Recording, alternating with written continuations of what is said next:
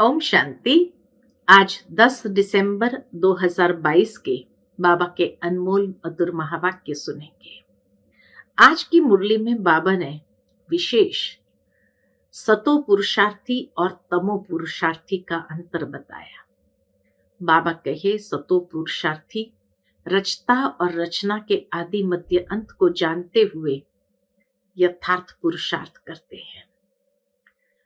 वो कभी कोई बात के लिए ये नहीं कहेंगे कि बाद में कर लेंगे।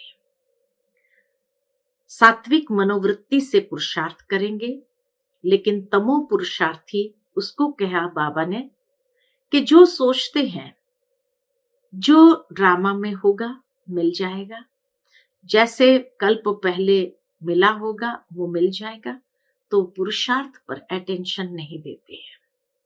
बाबा कहे ये शरीर एक अश्व है, घोड़ा है, और तुम्हें उसको सेवा में संपूर्ण रीति से लगाना है, रेस में लगाना है और पुरुषार्थ में नंबर 1 बनना है।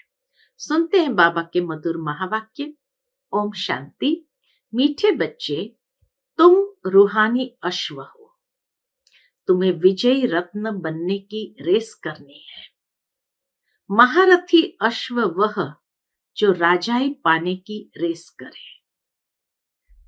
आज के मुरली से प्रश्न है, तुम बच्चों में सतो प्रधान पुरुषार्थी कौन है और तमो पुरुषार्थी कौन? उत्तर, सतो प्रधान पुरुषार्थी वह जो रचयिता और रचना को जानकर पुरुषार्थ करते हैं, जिनकी बुद्धि में सृष्टि के आदि मध्य अंत की नॉलेज घूमती रहती है, जिन्हें बाप की याद का शुद्ध अहंकार है। और तमो पुरुषार्थी वह है जो कहते कल्प पहले जैसा पुरुषार्थ किया होगा वैसा कर लेंगे, जो मिलना होगा वह मिल जाएगा। आज की मुरली से पहले गीत बजा है, दुखियों पर कुछ रहम करो माँ बाप हमारे। ओम शांति। जब यहाँ बैठते हैं तो जितना हो सके बाप की याद में रहना है। कल भी समझाया कि सारा कल्प तुम देह अभिमानी रहते हो, इस समय ही एक बार देही अभिमानी बनना पड़ता है। देह अभिमान छोड़ वापस चलना है। यह कपड़े अथवा तन बहुत पुराने हो गए हैं। यह देह का अशुद्ध अहंकार छोड़ना है। बाप को याद करना है। बाप को याद तो करते हैं, परंतु पता नहीं कि हमारा बाप कौन है। भक्ति मार्ग में हर कोई परमात्मा को याद करते हैं, परम पिता भी कहते हैं, लेकिन पता नहीं कि हमारा बाप कौन है। कह देते हैं बाप सर्वव्यापी है, फिर तो पुकार भी न सके। गाते तो है ना, ओ गॉड फादर। जब किसी को दुख होता है तो गॉड को याद करते हैं, बुद्धि ऊपर चली जाती है। अगर भक्त ही भगवान हो फिर तो भगवान को याद करने की दरकार ही न पड़े, न ऐसा कहना पड़े कि हे भगवान हम दुखी कंगाल हैं। भक्ति मार्ग में है दुख, इसीलिए भगवान को याद करते हैं। मैं बच्चों को सुख देकर जाता हूं। बाबा कहे मैं बच्चों को सुख देकर जाता हूं, तो उस सुख को सभी याद करते हैं। अविनाशी बाप अविनाशी सुख दे जाते हैं। अब तुम बच्चों का तीसरा नेत्र ज्ञान का खुला है, जिससे बाप रचयिता और उसकी रचना के आदि मध्य अंत को अच्छी रीति जान चुके हैं। कल जो घर में गीता पढ़ते थे, उस गीता से रचता और रचना का नॉलेज नहीं मिलता था, और ही रचना को भूल गए। रचता को भूले तो रचना को भी भूले, रचता को ही भूले तो रचना को भी भूले। बाप तीसरा नेत्र ज्ञान का देकर समझाते हैं। राजयोग सिखलाते हैं, जिससे तुम स्वर्ग के मालिक बनेंगे।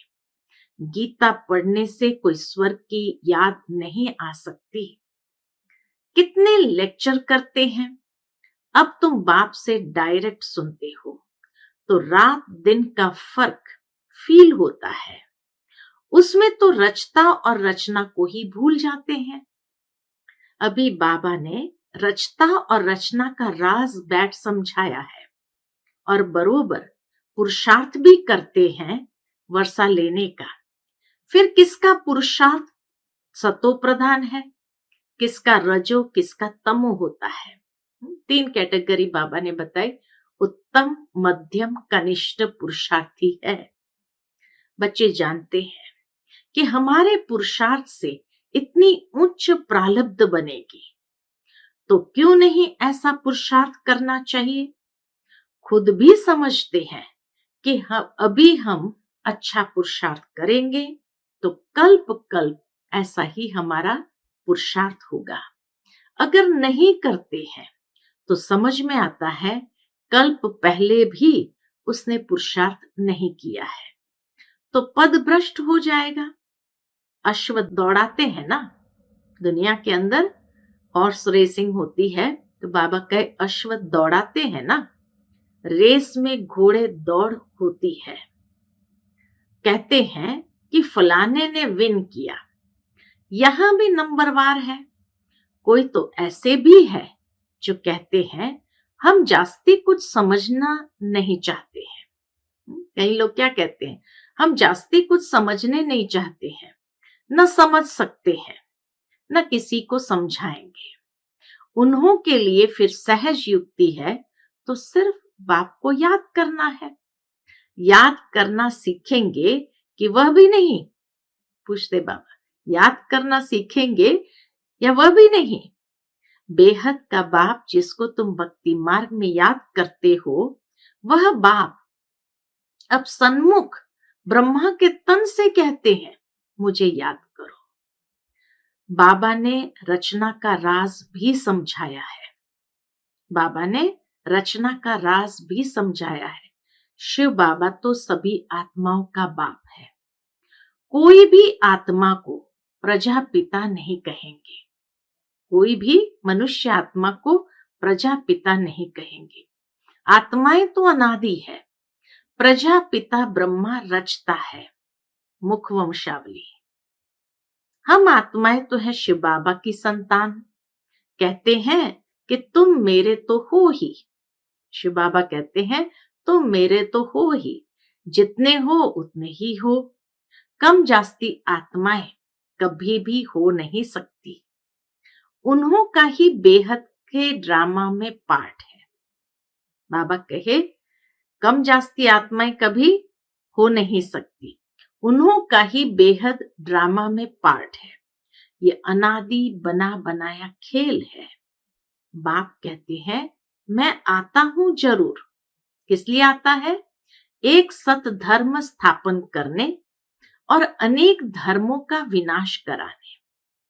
जो सत धर्म प्रायलोप हो गया है वह अभी स्थापन हो रहा है। सत धर्म अर्थात सतयुग का आदि सनातन देवी देवता धर्म, जो सत परमात्मा ने आकर स्थापन किया है। जैसे क्रिश्चियन धर्म क्राइस्ट ने स्थापन किया, वैसे आदि सनातन सत धर्म सत बाप ने स्थापन किया है। सच खंड स्थापन करने वाला सच्चा बाबा है। सच खंड स्थापन करने वाला एक सच्चा बाबा है। तुम ब्राह्मण बच्चे ही जानते हो। क्या जानते हो? कि बरोबर बाप आया हुआ है। बाप समझाते हैं कि अब ड्रामा पूरा होता है, अब ड्रामा का ये खेल पूरा होता है, तो अब पुराना कपड़ा छोड़ना है। नाटक में भी एक्टर्स का पार्ट मुकरूर हो जाता है। दुनिया में भी कोई भी ड्रामा में एक्टर्स का पार्ट मुकरूर हो जाता है। अपने टाइम पर कपड़े बदल कर चले जाते हैं ड्रामा का पार्ट बजाने के लिए, तो अपने टाइम पर कपड़े बदल कर चले जाते हैं ना। बाप कहते हैं कि अब तुम्हारी आत्मा अपवित्र हो गई है, आत्मा संपूर्ण पवित्र हो जाए तो फिर उनको शरीर भी पवित्र चाहिए। इस शरीर में रहते आत्मा को पवित्र बनाना है, नहीं तो आत्मा को हम पवित्र कहाँ बनाएंगे? अगर यहाँ नहीं बनेंगे तो बाबा के कहाँ बनाएंगे? पवित्र यहाँ ही बनना है। अब 5 तत्व भी तमो प्रधान है। आत्मा जब पवित्र बन कर्मातीत अवस्था में आ जाएगी तो फिर पुराना हिसाब किताब चुप्त हो जाएगा। यह बात बच्चों की है, बच्चे ही सुनते हैं, तो ब्राह्मण जरूर चाहिए। तुम जानते हो कि स्वर्ग की स्थापना कैसे हो, तो ब्रह्मा जरूर चाहिए। यह है ब्राह्मणों का कुल। कहते हैं कि मैं ब्रह्मा के तन का आधार लेता हूं इन ब्राह्मणों को रचने के लिए। यह बातें तो तुम ब्राह्मण और ब्राह्मणियां ही जानते हो। यह है संगम युग की रचना। कितने गुह्य राज है। शुरू में बाबा इतने गहरे गुह्य राज समझाते थे क्या? कहा जाता है ना, सागर को स्याही बनाओ, जंगलों को कलम बनाओ, पृथ्वी को कागज बनाओ, तो भी ये ज्ञान पूरा नहीं होगा। इतना अनंत ज्ञान सागर में भरा है। तुम बच्चे सुनते ही रहते हो। ये गुह्य बातें भी धारण उन्हों को होगी जिन्हों का पढ़ाई में अटेंशन होगा। पढ़ाई पर अटेंशन होगा तो इन बातों को धारण करना सहज होगा। बाप से वर्षा लेने के लिए कमर कसकर खड़े हैं। थोड़ा भी अगर संशय हो गया तो उड़ जाएगा। फिर अचानक किसको तीर लग जाएगा तो एकदम निश्चय बुद्धि हो जाएगा। नए नए टोटके बाबा सुनाते हैं। कल भी बाबा ने बहुत अच्छी रीति समझाया था। बाप कहते हैं, मैं परमात्मा परम धाम में रहने वाला हूं, जिसको सुप्रीम सोल कहते हैं। यहाँ की आत्मा को कोई सुप्रीम कह न सके। सुप्रीम सोल एक ही है, उनकी ही सब बंदगी करते हैं। परम धाम में रहने वाला परमात्मा वह फिर सर्वव्यापी हो न सके। यहां तो दुख है, जन्म मरण है। परमात्मा तो जन्म मरण रहित है।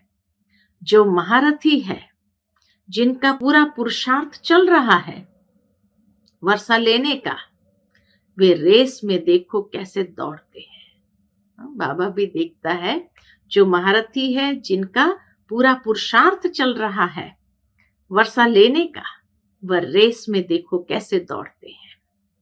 कोई घोड़े नाउम्मीद भी होते हैं, परंतु लास्ट में ऐसे तेज दौड़ते हैं जो सबसे आगे चले जाते हैं। यहां भी ऐसे हैं। कोई तो चलते चलते ढीले हो जाते हैं, गिर पड़ते हैं। कोई को चोट लग जाती है तो लंगड़े हो पड़ते हैं। यहाँ भी बहुत अच्छे अच्छे नए बच्चे हैं जो पुरानों से बहुत तेज दौड़ रहे हैं। बाबा देखते हैं, यहाँ भी बहुत अच्छे अच्छे नए बच्चे हैं जो पुरानों से बहुत तेज दौड़ रहे हैं। कईयों को पुरुषार्थ करने में ग्रहचारी बैठ जाती है। कोई पर कभी बृहस्पति की दशा बैठती, कभी शुक्र की, कभी शनिचर की, राहु की दशा भी बैठ जाती है, तो कभी फायदा कभी नुकसान होता रहता है। बाबा खुद जानते हैं कि इस बच्चे पर ग्रहचारी है, इस कारण से ग्रहण लगा हुआ है। बाप कहते हैं, इससे पार होकर तीव्र वेगी बन जाओ। जब राहु का ग्रहण लगता है तो 2-3 वर्ष पवित्र रह फिर कर्मेंद्रिय से विकार में चले जाते हैं। उसको बाबा ने कहा, राहु का ग्रहण लगा। बाप कहते हैं, काम महाशत्रु है, इन पर विजय पानी है। अच्छे अच्छे बच्चों पर भी ग्रहचारी लग जाती है। शादी कर लेते हैं, प्रण भी पहले करते हैं तो हम पवित्र रहेंगे। बाबा कहे, अंदर से प्रण भी करते हैं, बाबा के सामने प्रॉमिस भी करते हैं, परंतु गिर पड़ते हैं। कभी श्रीमत पर चलते, कभी फिर उल्टी मत पर चल पड़ते हैं। बाबा बच्चों को अच्छी रीति जानते हैं। बाबा सब बच्चों को अच्छी रीति जानते हैं। बाबा को कहते कि बाबा हमारी अब रेस चल रही है। बाप कहते हैं खबरदार रहना। बाप कहते हैं कि खबरदार रहना, क्योंकि रेस हॉर्स यानी घोड़ों की दौड़ है ना।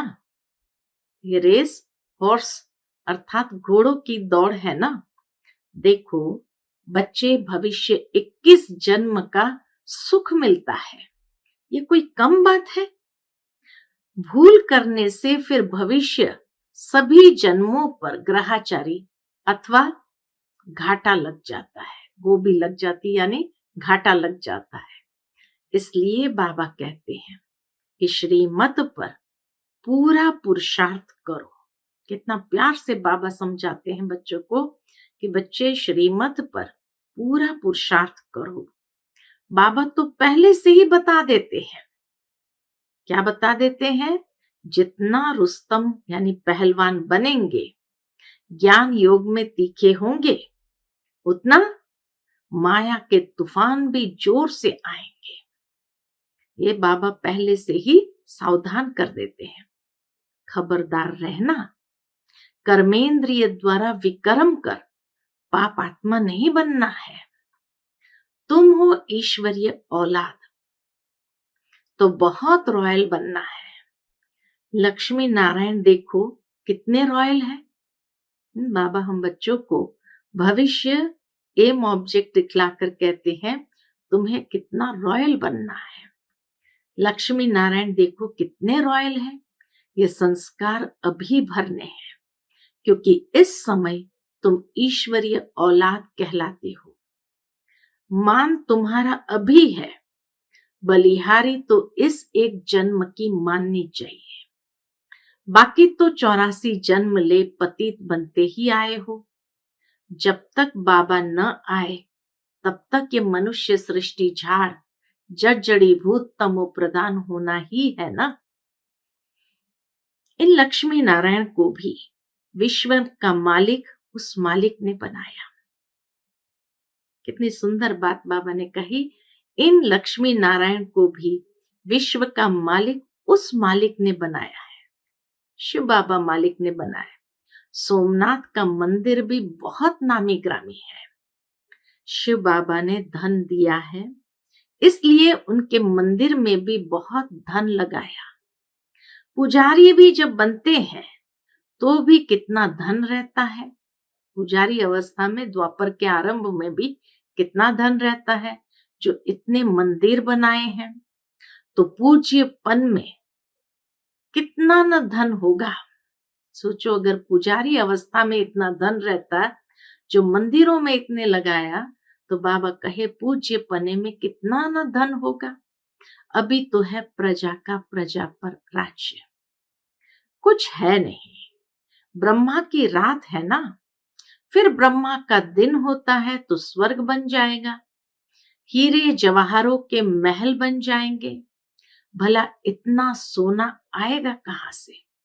कई लोगों को भी ये प्रश्न आता है, फिर इतना सोना आएगा कहाँ से सतयुग के लिए? वहां सोना तो मिट्टी मिसल होता है। दिखलाते हैं कि पहाड़ों में गरमाइश होती है तो फटते हैं, खानियों से ही सोना निकलता है ना। सोने की ईंटें बनाते होंगे, जैसे माया मच्छंदर का खेल में दिखाते हैं।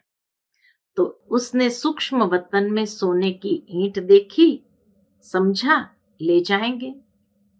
माया मच्छंदर का खेल में दिखाते हैं कि जब संदेशियां सूक्ष्म वतन में गई तो वहां उन्होंने सोने की ईंटें देखी, समझा ले जाएंगे। आंख खोली तो कुछ नहीं देखा।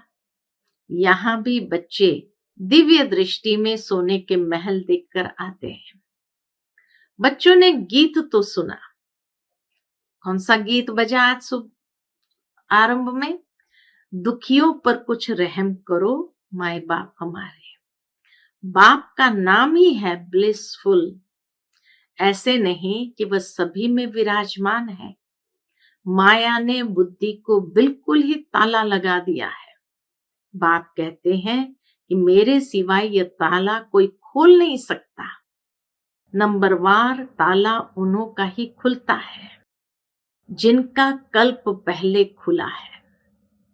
बाबा कहे ये नंबरवार ताला उन्हों का ही खुलता है जिनका कल्प पहले खुला है। उन्हों के पुरुषार्थ से समझ सकते हैं कि ये अच्छी सर्विस करते हैं। परम पिता परमात्मा ने जरूर कोई शरीर धारण किया होगा। उनकी पहली रचना है ब्रह्मा। ब्रह्मा के मुख द्वारा ब्राह्मण रचे। ब्राह्मण है चोटी, जगत अम्बा ब्राह्मणी है, ब्रह्मा ब्राह्मण है, शिव शक्ति सेना ब्राह्मण ब्राह्मणियां है। बाबा कहे शक्ति सेना में ब्राह्मण ब्राह्मणियां है। बाप कहते हैं मैं ही नॉलेजफुल हूं, मेरा भी ड्रामा में पार्ट है। मैं ही आकर तुमको रचता और रचना का राज समझाता हूं। यहाँ तो बाप टीचर सतगुरु एक ही है। तीनों ही कर्म इकट्ठे करते हैं। सतगुरु साथ भी ले जाएंगे, ये गारंटी है। सतगुरु शिव बाबा की ये गारंटी है, मैं साथ जरूर ले जाऊंगा। बाप सभी को सुख शांति देता है। बाप के तो सभी बच्चे हैं, ऐसे थोड़ी कि कोई को दे कोई को न दे। वर्षा कोई को दे कोई को न दे सुख शांति का नहीं। बाप के तो सभी बच्चे हैं। बाप तो सभी को माया की जंजीरों से छुड़ाने वाला है, इसलिए सब उनको याद करते हैं, स्वर्ग की स्थापना करते हैं, बाकी सबको मुक्ति में भेज देते हैं। यह तो बाप का ही काम है। गति सदगति देना ये तो बाप का ही काम है। अच्छा, मीठे मीठे सिकिलते बच्चों प्रति माता पिता बाप दादा का याद प्यार और गुड मॉर्निंग। रूहानी बाप की रूहानी बच्चों को नमस्ते। हम सब रूहानी बच्चों की रूहानी माता पिता बाप दादा को याद प्यार गुड मॉर्निंग और नमस्ते नमस्ते। शुक्रिया बाबा, शुक्रिया। आज की मुरली से धारणा के लिए मुख्य सार है। पहली पॉइंट, कोई भी विकर्म इन कर्मेंद्रिय द्वारा नहीं करना है। संस्कारों को रॉयल बनाना है। माया के तूफानों से डरना नहीं है। ज्ञान योग में तीखा बनना है। दूसरी पॉइंट, श्रीमत पर कोई भी ग्रहाचारी को पार कर तीव्र वेगी बनना है। उल्टी मत पर नहीं चलना है। खबरदार रह याद की रेस करनी है। खबरदार रह याद की रेस करनी है। आज का बाप दादा का मधुर वरदान हम बच्चों के प्रति है। हर कर्म योग युक्त युक्ति युक्त करने वाले कर्म योगी सो निरंतर योगी भव। हर कर्म योग युक्त युक्ति युक्त करने वाले कर्म योगी सो निरंतर योगी भव। कर्म योगी आत्मा का हर कर्म योग युक्त युक्ति युक्त होगा। अगर साधारण या व्यर्थ कर्म हो जाता है तो भी निरंतर योगी नहीं कहेंगे। निरंतर योग अर्थात याद का आधार है प्यार। निरंतर योग अर्थात याद का आधार है प्यार। जो प्यारा लगता है वह स्वतः याद रहता है। प्यार वाली चीज अपनी ओर आकर्षित करती है। तो हर सेकंड, हर संकल्प, हर बोल सदा श्रेष्ठ हो और एक बाप से दिल का प्यार हो, तब कहेंगे कर्म योगी सो निरंतर योगी। कर्म योगी सो निरंतर योगी। आज का स्लोगन है, मेहनत से छूटना है तो मोहब्बत के झूले में झूलते रहो। मेहनत से छूटना है तो मोहब्बत के झूले में झूलते रहो। अच्छा, ओम शांति।